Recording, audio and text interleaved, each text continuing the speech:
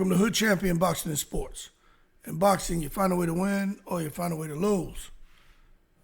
What does Devin Haney have to do to regain what many of us feel is lost confidence?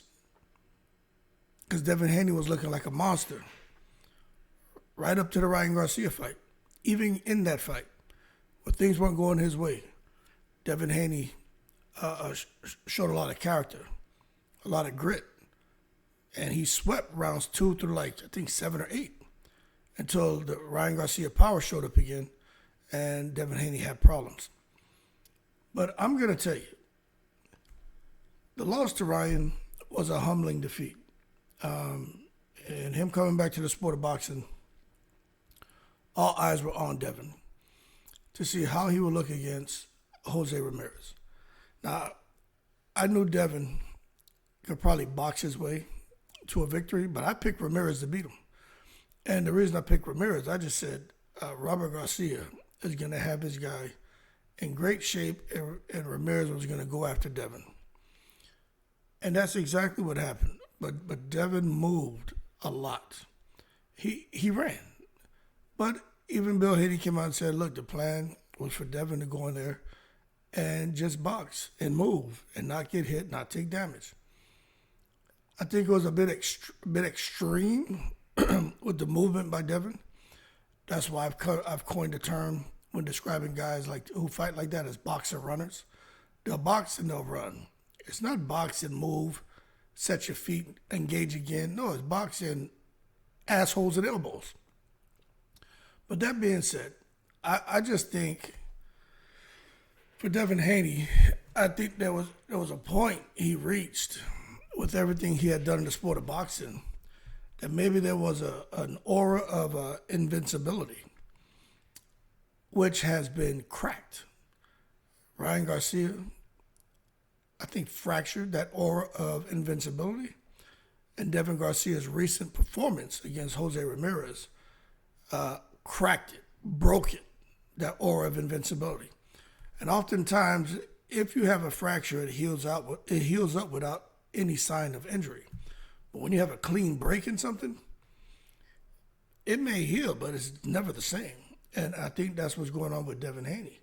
Once the undisputed king at 135, and now is a two-division champion. I mean, there's still a lot of questions that are just swirling when it comes to Devin Haney about his power, about his chin, and again, about that aura of invincibility, his confidence.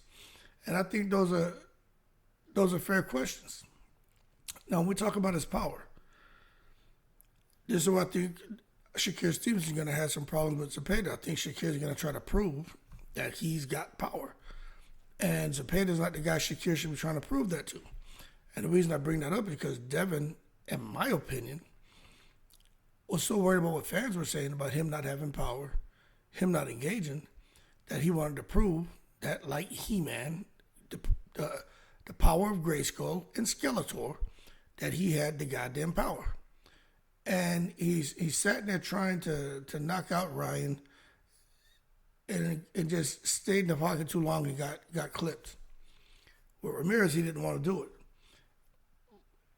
But hopefully Devin realizes, and I think he's pondered over this a couple of times already, is his power real? Or is it all in his head? I mean, we know Devin has accuracy. He has speed. He has the element of surprise with shots you don't see. But what we also know is at the level he's fighting at, he doesn't have the kind of power to really discourage anyone. Okay? So, that being said, Devin going forward, he's going to have to sort that one out. Okay? Now, the chin and confidence, right? Devin Haney's chin. Look, he's always been a guy, if you catch him clean, which is not very often Devin gets hit clean. But you saw when he fought Linares. He got hit clean. Linares threw a 6-7 punch combination. Towards the tail end of that conversation, he happened to touch Devin, turn him into a Puerto Rican. Devin started dancing salsa in the ring. He goddamn suavemente his ass back to the corner, didn't he? Another 10 seconds in that fight, Devin would have been knocked out cold. But hey, didn't happen, so life goes on. When he fought Jojo Diaz, you saw Devin didn't really like the shit that's coming back with him, especially later in the fight when Jojo Diaz was able to get to him. But again, fighters, a guy like Jojo Diaz was given opportunities because Devin was trying to prove that he had power. Anyway, when you don't have confidence in your chin, when you don't have the confidence that you had the power to hurt these guys, it's going to affect the last thing that we mentioned, going to affect your confidence. So, what can he do to rebuild his confidence? I just think he needs to win. That's what I think it is. I don't think it's nothing cosmic. This shit ain't rocket science. If for a boxer to regain his confidence, he's got to win. It's like Deontay Wilder about to fight this guy, Terrell Herndon. You want Wilder to get his confidence back? He's got to win. You want Terrell Herndon's confidence to be through the roof? Let him get a win against Wilder. So I think it's important with Devin Haney to not just, be sparring and training hard. I think he really needs a win, man. And not just getting in there and coochie-cooing to a victory. He needs to have dominant performances. He really does. It's just like you get a person going in to take a test. And, you kind of put your head in the books, you study, but not 100%, and you come out and you get a B. How much confidence can you have when you go through high school with a B average when you're trying to get into Harvard? Now you need to have a dominant performance as far as in all your classes, all your tests, taking the SAT to make sure that, when you look at your overall performance and the things you've done when it comes time for the big fight and applying to them universities, you need to be able to have the confidence, and it has everything to do with the wins you're getting. So I think for Devin Haney, man, he's got to be in fights where he's controlling the pace. He's shutting down his opponent's offense. Like, that is really important because if they get their offense off and Devin Haney's defense isn't up to par, that confidence that he's trying to rebuild, that shit goes out the window. And I just think he also, based on his performance in and out the ring, and I'm going to say this, right? He needs to remind the world why they call him the Dream. But for me, Devin Haney needs to clean up his act. And what I mean is, and I'm going to talk about it, without getting too deep into shit, I'll say this. If you're going to come out here, anybody, and be talking about religion, you can do what you want. It's your choice. But the consequences are going to be people looking at you and not taking you serious. You can't be out here talking about God and then in the same breath, N-word this, MF for this, you P-word this, F you this, I got all this money, look at me, F you broke B. Like, that's a huge issue with me. And the religion thing has a little bit to do with it. And the rest is just, I guess at 50, I don't like hearing that. When I was young, I was wild. You know what I'm saying? I still cuss. But my mouth was crazy. I've used all them words, man. You know what I'm saying? I've used all those words. But when I watch him, man, I just, that's the one thing for me. So if he really wants people to take him serious, in and out the ring, and to remind us why he's the Dream, he needs to clean up his act too. You know what I'm saying? Clean up his act. But anyway, in doing so, you know what? He's got to fight with intent now. Same way I'm saying, hey man, show some deliberate effort to clean up your language. But the same way he needs to show a deliberate effort and fight with intent. Hey, no more safety first fights, man, and no more safety first approaches to fights. He's got to get in there and let his hands go, man. Sit down on your punches, man. Take risks, but calculated risks. Don't just go in there, man, make it a mash-up, crash-up. That's not what I'm saying. But take calculated risks. He did that with Regis. You know what I'm saying? If you know you can land your straight right, throw it. You know you can land it, but you're scared to throw it because what may come back at you? Throw the shit. Until the guy figures out, okay, this is what you're doing. Then you make an adjustment. But you got to be. He has to be calculated more so than ever. And I think that'll pay off big time, you know what I'm saying? And because it's going to show everyone that he's not just a technician. You know, he's a threat. And we know that Devin Haney has shown over the course of his career that he can be a serious threat.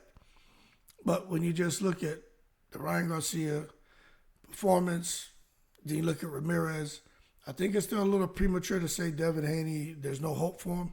But I do think there's a little bit of PTSD getting to him. I do. I think it's only natural. I used to, so there was this chick I met, right? And we dated.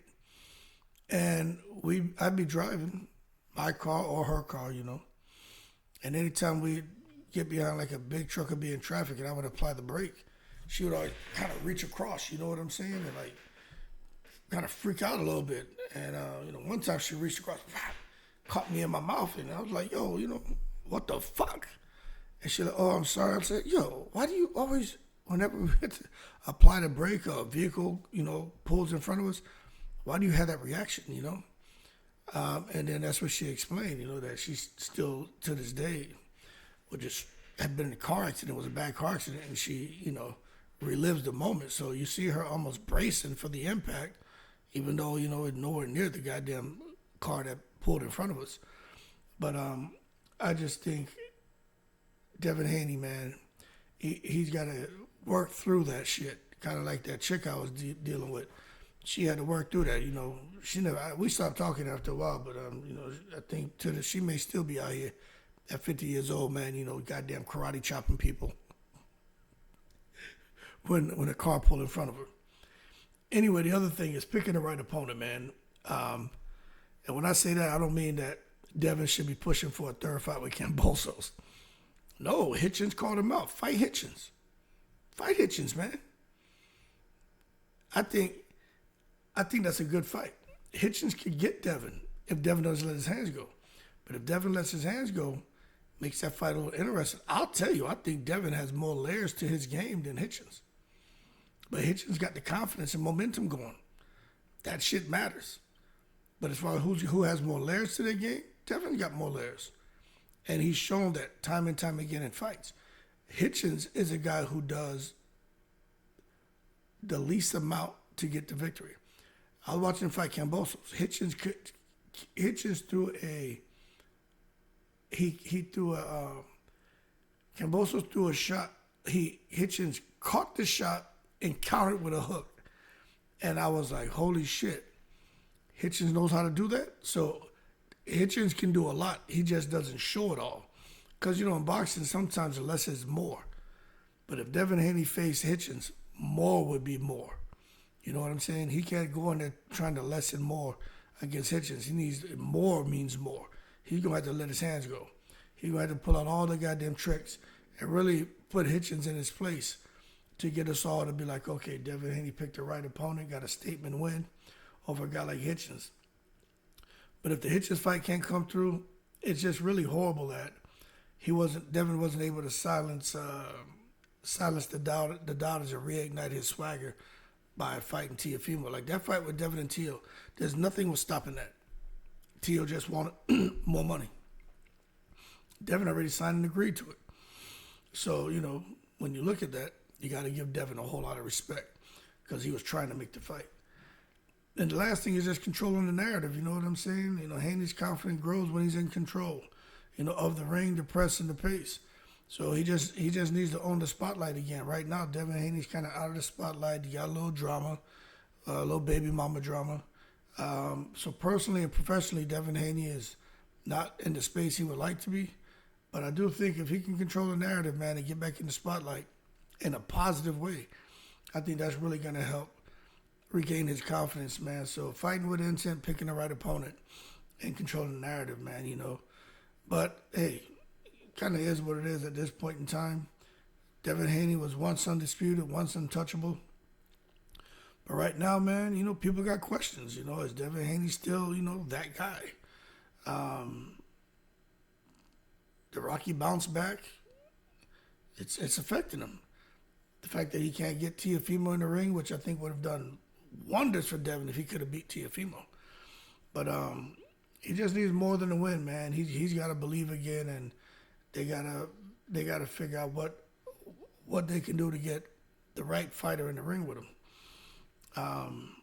Being the man at 135, doing what he did with Kambosos, Lomachenko, IQ and discipline, man, showed up in those fights, going to 140,